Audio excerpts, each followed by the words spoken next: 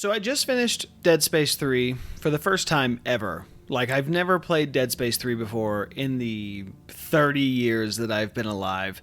And I've played Dead Space 1 and 2 when they first came out. But you kind of figured that out with the last video that I made. But I beat it for the first time today, actually. And, well, by the time this posts, it's going to be a couple weeks out. But I beat it for the first time with one of my friends. And I just wanted to kind of talk about it a little bit, kind of yap about the end of Dead Space 3, and just kind of give, I guess, overall impressions on how I feel about it. I mean, first things first, just to kind of get the obvious out of the way, I don't have a whole lot of footage for the entire game, at least for some of the things that I'm going to talk about, but I will throw up some gameplay just so you can kind of see stuff while I'm yapping. But basically, the ending, moon necromorphs, you fight a necromorph moon thing. Look, I barely understand what happened with Dead Space 3's story. I actually had to watch a video after the fact to kind of re-explain to me what even was going on, because most of the time throughout the game, it was so not engaging that I didn't want to pay attention to it. I would rather upgrade my weapons and, like, you know, kill necromorphs, because it was just fun to do that. But I didn't really know what was going on. And then all of a sudden we're fighting a moon necromorph at the end. Like, apparently there's this network of necromorph moons that allows them to take over, like, their planets that they're orbiting around and things like that. Which in some ways is kind of a little dumb, but in other ways I guess I can kind of see, like, how they were going for it. Like, I can kind of see why they did something like that. Because, I mean, if not that, then honestly, could I probably think up something better? Maybe, but I really have no idea, because that's not something that I've ever thought was going to happen at the end of the game. I mean, there's a couple things that I didn't even think that would happen. I think overall, I thought, like let's dial it back. Let's dial it back just a little bit. In the middle of the game, they also try to kill, like, Ellie. Like, so Ellie tries to get killed off in, like, this gas room, and they make it seem like she does get killed off, and I thought that was the end of her. Like, I thought, you know, that was a decent conclusion to her character, but they ended up almost, like, shoehorning her back in, kind of in the last chapter of the game. Like, I guess it's supposed to be this almost, like, jaw-drop moment where they're like, hey, Ellie actually didn't die back when we said that she did, like, 6 chapters ago. She's actually been alive this whole time. That kind of felt weirdly, like, disingenuous, like, to her character development throughout the entirety of the game, but it just didn't feel natural. Like, it felt like it was kind of forced, them bringing her back in, which is weird. I don't know why they did it, but they did it, and it was there, and I thought it was just kind of dumpy. But outside of the Ellie stuff, Carver, I think, is a pretty decent character in the game.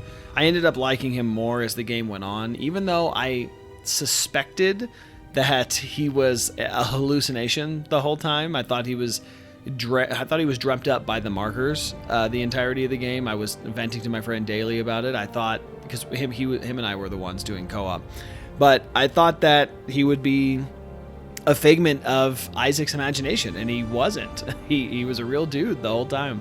But what sucks about Carver is I feel like you wouldn't really know Carver's story unless you played in co-op, and unless, like, you know, your friend got to witness the things that happened through Carver's eyes and kind of explain it to you, like, while it's going on. Because considering it was my first time playing the game, he just let me play as Isaac, and then he played as Carver. So he would kind of, like, explain things as we were doing the side quest and things like that, and I thought those were pretty interesting. I liked that they did things like that. I kind of wish that they did more things like that during the main story and kind of, like, less in the side quests. But, you know, I mean, it is what it is. I mean, you know, I can't even complain. I thought it was a little... I mean, they left it on a cliffhanger, and that kind of disappointed me too. I mean, I get it. It probably didn't sell as well because it's not as great of a game. The story's not super engaging. It's just, the gameplay was great. The playing with your friends is great. But, you know, leaving it on a cliffhanger like that, like, for the after credits, just knowing that Isaac is still alive even after everything, but not knowing what happened to, like, Carver, and I guess not fully knowing what happened to Ellie, you know, disregarding the, I think it's the hardcore mode ending that they give you, like the little secret ending. But without really knowing all of that stuff ahead of time, like, it makes me feel like Dead Space 4 could have been cool, especially if it took place on Earth, like that secret ending kind of suggests.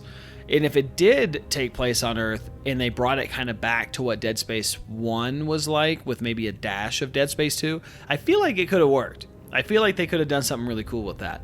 But it's hard to say because, you know, we're living in a time where sequels like this don't really happen anymore. We're in the land of remakes now, and we just get remake games, which is fine. But I mean, like, even if they get to the point where they remake Dead Space 3, which they've remade Dead Space 1, and that remake is arguably like a top 2 remake for me of all time. Like, that game, incredible. Like, I've put so many hours into it. I actually started replaying it again right after Dead Space 3 because I wanted to go back and, you know, play something that was a 10 out of 10. But if for whatever reason we get Dead Space 2 and then Dead Space 3 remake, I kind of hope that they almost revamp Dead Space 3 in its entirety. And I know this probably is just an old argument that people have heard like hundreds of times by now, because I think it came out, like Dead Space 3 I think came out in like 2013. So it's kind of old, like me. It's what, 12, 13 years old, something like that. So I mean, it could be due for a remake, I think. It's just, you know, if they did that, I would just want them to kind of redo things in a way that either finalizes the trilogy and makes it kind of like a nice package, or, I mean, if they choose to continue it and if EA actually lets them make a Dead Space 4, then I think that, you know, they need to end it better than I think what it got, or at least tweak it a little bit to make it a little bit more, I guess, consumable to the casual player. Not that I consider myself a casual player, to be clear. But this also leaves me in a weird place because I don't know if I want to play like the Awakened DLC, which I don't know anything about. I think Daly mentioned to me that he remembers it being like a prequel DLC of sorts. So I guess like if there's more story to be had there to flesh it out, like maybe it helps. Like maybe having that part of the story helps kind of like bring it all full circle. And if that's the case, maybe it's worth playing. Maybe you guys could let me know if you've played before, because I'd be genuinely curious. That's something that I would be curious to see and curious to know. Yeah, so the Awakened DLC. But yeah, then going back and playing Dead Space Remake, impeccable as usual. I mean, for those of you that have played it, it's awesome. You know it. But I know my last like video game vlog video thing that I made was about Dead Space 3, but that was just kind of like when we were in the middle of it. I think that I made that video when we were up to chapter 13 or 14, and I knew I wanted to make another one when I finished it because I've heard that the ending of that game is not great, and then it's been kind of controversial like since it came out. So I knew I'd make this one too, and then we would just kind of yap for a minute about the ending of Dead Space 3. But I would love to hear your thoughts on Dead Space 3 and its ending, because I love Dead Space. Dead Space 1 and 2, incredible. Love them. Awesome games. I'm still actively trying to 100% like Dead Space 2 to this day, like get all the achievements and stuff. I did it in Dead Space 1, but Dead Space 2, a little bit harder, a lot harder actually. So that's what I've been trying to get as well, just, you know, in my free time if I feel like playing Dead Space. But I would love to hear your thoughts on the ending of Dead Space 3, and like, did you like it? Like, is that it? Did you play Awakened? Is that something that you guys enjoyed? We'll see. Other than that, like, just small bit of gaming news. I know you guys saw that GTA 6 trailer, and that shit looked fire. Excited for that. Hate that it's a year out again, even though it was already supposed to come out this year. But GTA 6 looks really cool. Really excited for that too. And maybe we'll talk more about that like the closer it comes out, because I know they dropped a bunch of screenshots and like some character bios and stuff on Rockstar's website. So that's pretty neat. But anyway, I'm getting off topic. Dead Space 3. Once again, what are your thoughts? Talk to me about it in the comment section down below. Of course, like this video if you like hearing me yap about games. I just like to yap about games, so I like to make videos like this. And of course, it'll help the channel, as always, if you like or subscribe to the video.